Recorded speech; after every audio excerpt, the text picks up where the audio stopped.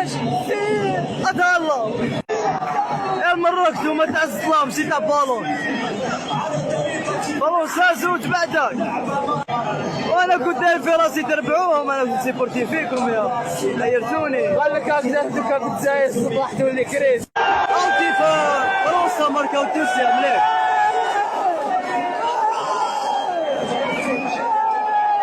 قالوا مع فرنسا لو كان يماركوا المروك قاعد يعيطوا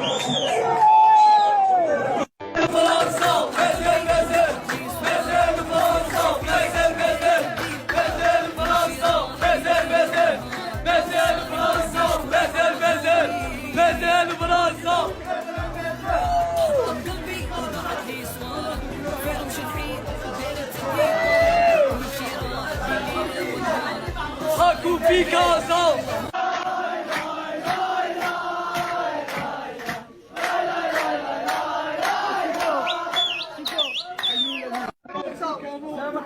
عليك شكام عليك شكام عليك عليك بيع عليك عليك بيع عليك بيع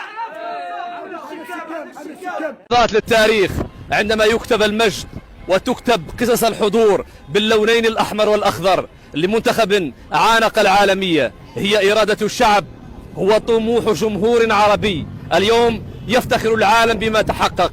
نؤمن بأننا حققنا العالمية في ظل هذا الإنجاز التاريخي الذي يكتب بمداد الفخر والاعتزاز.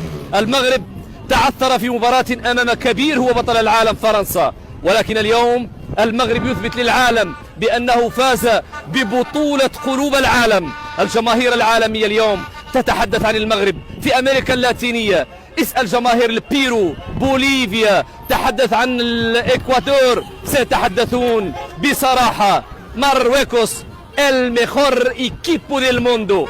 هكذا تحدث الجمهور الأمريكي اللاتيني عندما نرى دموع الفرح في جاكرتا، في عواصم عالمية، في داكا، في بنغلاديش، في الهند، في إفريقيا. المغرب هو عنوان للتآزر والتلاحم. المغرب هو وطن للعالم. طبعا الاتحاد الإفريقي توحد بالمشاعر العربية والإفريقية في ظل هذه الرسائل التي تثبت بأن المغرب استثناء، وهو المنتخب الذي عانق العالمية وكتب التاريخ.